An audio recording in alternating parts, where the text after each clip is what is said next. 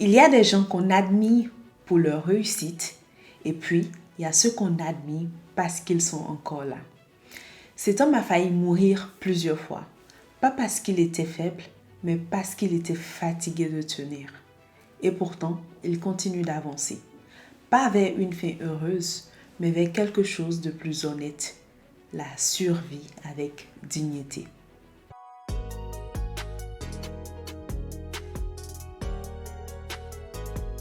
Bonjour à tous et bienvenue sur Résonance, votre podcast où on dit tout haut ce que chacun ressent tout bas. Il a 30 ans et travaille aujourd'hui dans une société informatique. Vu de l'extérieur, on pourrait dire qu'il s'en sort très bien et qu'il a réussi. Mais son histoire commence quelques années en arrière, avant tout ce statut. Il vient d'une famille très modeste. Il a connu la faim, la vraie faim, celle qui étouffe l'enfance avant l'heure. Il a vu les créanciers frapper à la porte de la maison, crier sur son père, humilier un homme qui était déjà à genoux. À 17 ans, il s'est vu obligé de travailler et ses frais de scolarité étaient même financés par une ONG. Et pour obtenir une bourse, il est resté littéralement debout des heures devant la porte d'une personne juste pour qu'elle puisse lui signer un formulaire. Il a dormi le ventre vide pour économiser de l'argent. Il a passé de nombreuses nuits à souffrir des maux de dents parce qu'il ne pouvait pas se soigner. Il a commencé à travailler comme vendeur dans un magasin de vêtements. Il n'a pas fait d'université classique parce qu'il travaille toute l'année à l'époque pour ne s'arrêter que pour passer ses examens. Et malgré tout ça, il a réussi à décrocher un diplôme de commerce. Alors, à l'époque, il pense avoir fait ce qu'il fallait, mais ce n'est pas fini. Pour son premier entretien, il marche 10 km à pied à l'arrivée avec des furoncles, une douleur atroce, l'épuisement. Mais fort heureusement, il réussit l'entretien. Et pour la première fois, la vie semble lui dire « C'est bon, j'accepte de te sourire ». Puis, malheureusement, tout s'effondre, mais ailleurs. La femme qu'il aimait le quitte pour un autre, à cause d'argent, ou plutôt à cause de son absence. Il mesure 2,08 m, mais son poids chute et il se retrouve à peser que 48 kilos.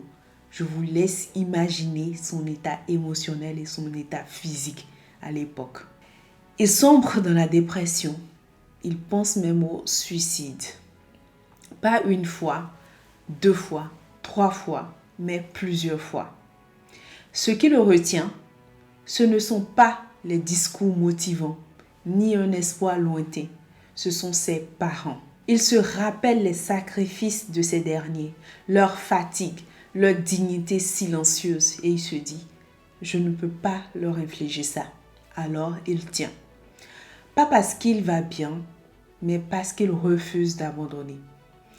Les choses commencent à s'améliorer professionnellement. Il reprend du poids. Il retrouve une forme de confiance et une autre femme va rentrer dans sa vie. C'est un soulagement. Il commence à respirer et les deux tombent amoureux. Ils se marient malgré les différences, malgré les résistances. Il croit que le pire est derrière lui, mais il se trompe. Après le mariage, quelque chose va changer. Elle, qui a toujours su qu'il venait d'un milieu financièrement pas très solide, va se mettre à douter de l'avenir. Elle va soudainement commencer à avoir des problèmes face aux relations qu'il a avec sa famille. Et de plus en plus, elle va devenir dure, dominante, hostile. Et lui, il encaisse. Il refuse le divorce, pas par faiblesse, mais par protection. Il sait que ses parents seraient brisés par la violence sociale que cela déclencherait. Alors, il se tait, il pleure seul. Il appelle ses parents 2 fois par jour, comme depuis 8 ans. toujours brièvement, toujours pour dire ça va, même quand ce n'est pas vrai. Mais une chose ne change pas, il n'abandonne pas. Cette histoire nous rappelle quelque chose de fondamental. La résilience n'est pas linéaire. Se relever une fois ne garantit pas la paix ou du moins la stabilité pour toujours. On nous vend souvent la réussite comme une sortie définitive de la douleur, mais la vraie vie est beaucoup plus nuancée.